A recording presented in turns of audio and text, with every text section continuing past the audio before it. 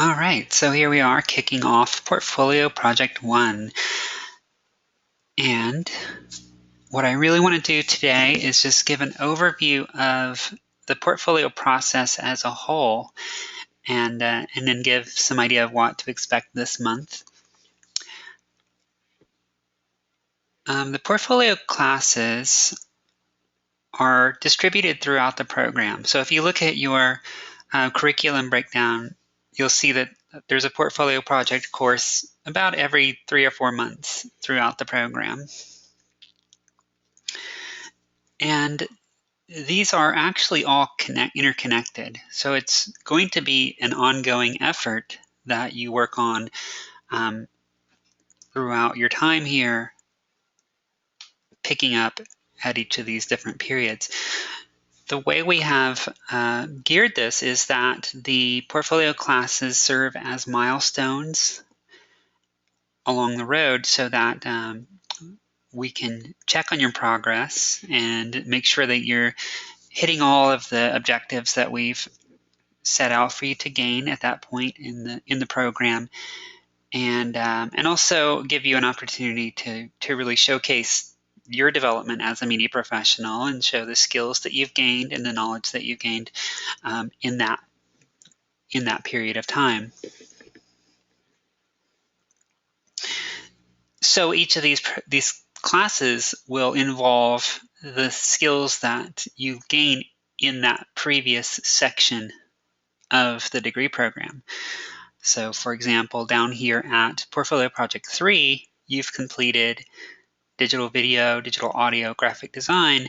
So at that point, we have you develop a digital video asset and also create a logo design. So you're showcasing that set of skills. And then as you progress, you gain more and more knowledge, more ability, and then you show off that next group of skills. Since we are in Portfolio Project 1 and you're pretty early in the program, you haven't gained the body of skills that we would, to where we can ask you to create any kind of media assets at this point. I mean, maybe you brought some in with you, but as far as what we've taught so far, you're just getting started. So what we're doing this month is really a lot of foundation setting type activities. So we're going to look at your goals, what you want to achieve as a media professional, and what your inspirations are, because that information will help to set a direction for your portfolio efforts, because we want to align your portfolio with your own personal goals. And then you'll pick a subject, and I'll get into what the portfolio subject is in a moment, but that's going to be the subject matter that you work with for all of your portfolio projects, so that there's a consistent thread going through all of the projects. So let me go ahead and talk about the subject, because this is what we'll be working with the portfolio subject next week, but just to give you an idea of what that is. The portfolio subject is a company or a business or an organization. It could be an individual, like a public figure. It could be your own personal brand, but it's some entity that you will use as the basis for your projects. So what that means is, say in Portfolio Project 2, you create a brand style guide. This is similar to what you're doing in the aesthetics course, where you will establish your subject's brand identity. So you'll pick their brand colors, you'll pick their brand typefaces, describe their personality of that brand and so forth. And this is your own vision for their brand. And then when you get to Portfolio 3, that digital video you create will still relate back to your subject in some way. Maybe it's a commercial, maybe it's a public service announcement, or even say, a news report if your subject is some kind of news outlet. So you could do more journalistic type projects at that point. In Portfolio 4, you actually get a choice of the projects that you do, because again, we want you to be able to have some direction in shaping the projects that you choose to do. So then that still relates back to your subject. So by the time you get down to Portfolio Project 5 and everything is pretty nearly done, you have this collection of projects that have a consistency to them. They all have this unified feel. So it looks like you've conducted sort of a cohesive media campaign from the planning stages through to asset creation.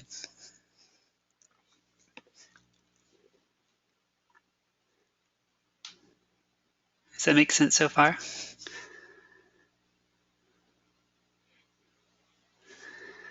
Okay, and so your portfolio subject is something you'll be picking next week in week 2, and you'll be defining what your subject is, what the nature of their work is, what do they do, what do they provide to the world, if it's a product or a service or what have you. And it's a big decision to make what your subject is going to be. It's not that you can't change your subject along the way. It's better if you don't. So it's good to have something that you know you can work with, that you're not going to get bored with, and that you know will provide plenty of subject matter to draw from, because you're going to have all of these various projects based on that subject. So make sure that it has plenty of substance.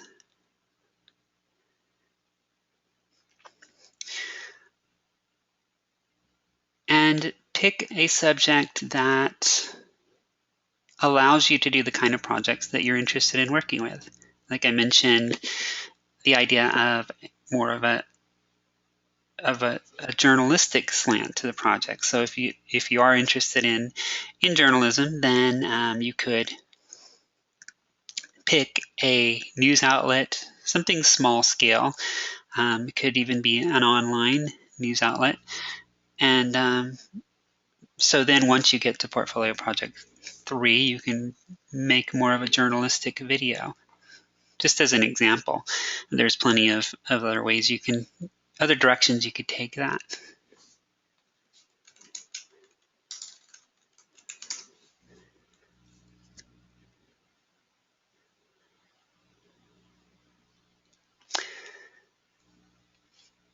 Any questions so far?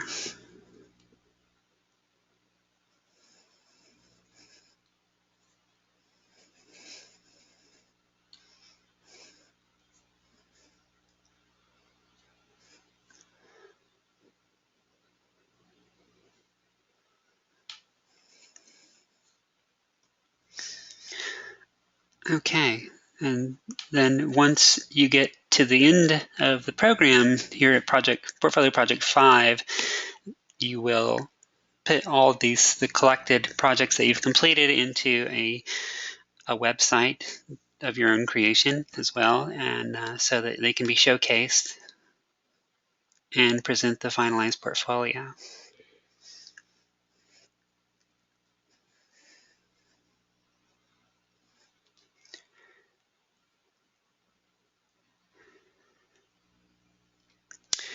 So starting things off, as I mentioned earlier, this month we're doing a lot of really foundation setting activities, just stuff to get you started on the portfolio track. And the first of those assignments is going to be exploring your professional goals. And this is intended for a few purposes, and I've touched on the idea that if you know what direction you want to go as a media professional, then you can gear your portfolio projects so that they let you gain some experience in that direction.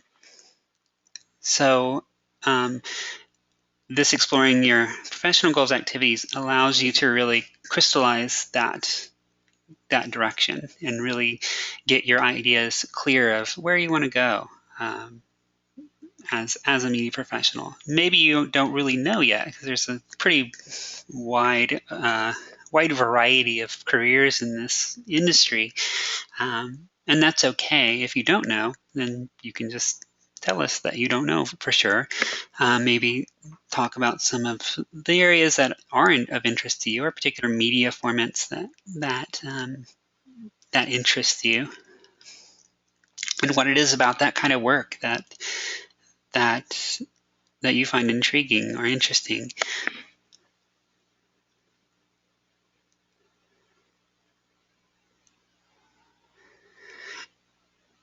And the other part of this is to talk about your inspirations.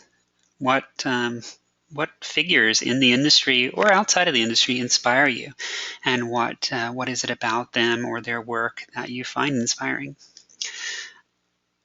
Because typically, if someone is an inspiration to you, then that's somebody whose work you would want to emulate, whose success that you would want to, have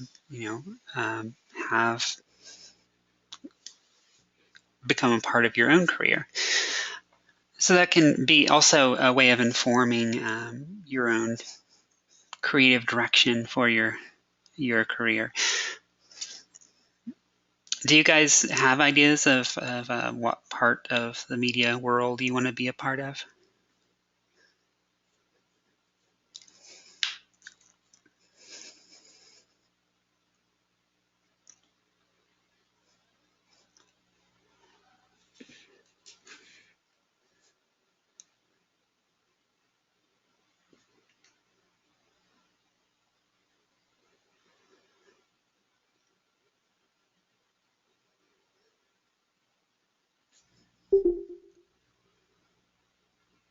Okay,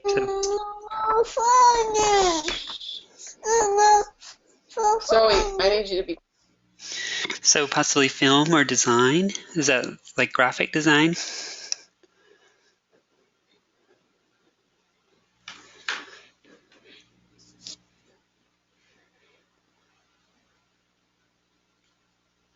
Okay, and it's okay if you don't have a real concrete answer to that at this point. And odds are, as you move along through the program, you're going to encounter new disciplines and new branches of media that you hadn't encountered before, that may capture your interests and lead you in different directions than you could have predicted at this point. Things like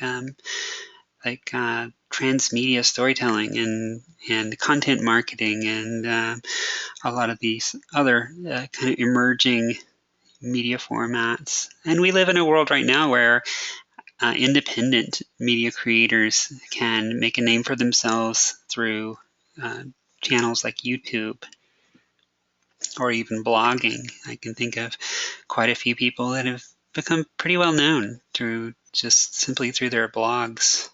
Think of the Bloggess and the Oatmeal are two that seem to be pretty well known in my circles anyway.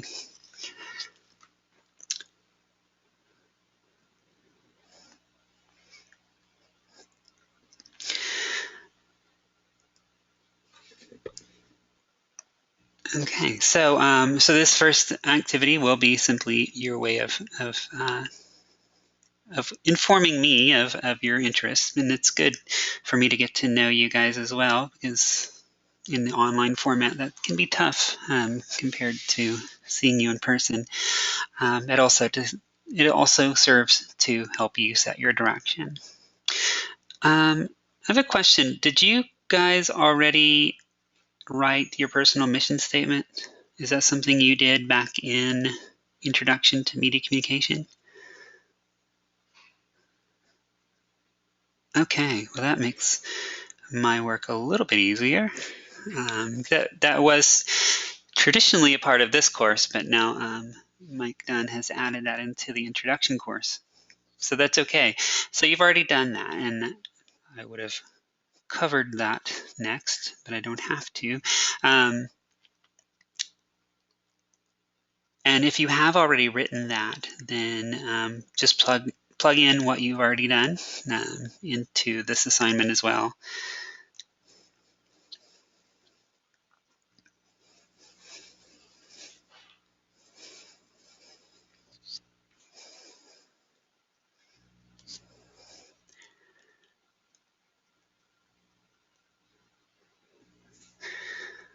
Okay, and I'm trying to think if there's anything I haven't touched on as far as the process. But overall, yeah, so your own personal interests will set your creative direction for your portfolio. Next week, you will pick a portfolio subject that you will work with for your projects. In the following weeks, you will then identify who the target audience for your portfolio subject is, because knowing who your audience is will really shape the direction of your media creations as well, because you will then know who it is you're talking to and can tailor the language, the imagery, and so forth that you use to best appeal to that audience. And then the last activity for the month will be identifying your subject's media needs. So if you, say, are working with a nonprofit organization, some of their media needs might be getting their presence established on social media, or making use of online digital video or something along those lines. And so that's where we're at right now. Are there any questions about the overall process? And Dawn, I know you missed a bit of what I covered early on, but if there's anything I can answer right now, let me know. Back up.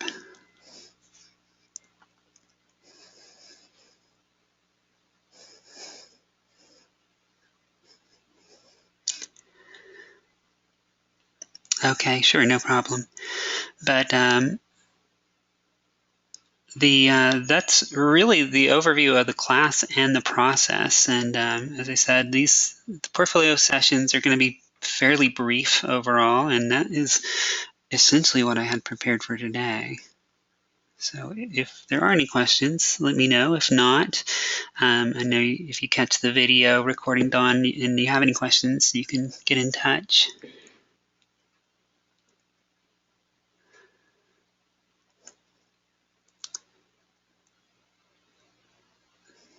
But otherwise, that's all for today. And if you're all set, then I'll let you get on with your days.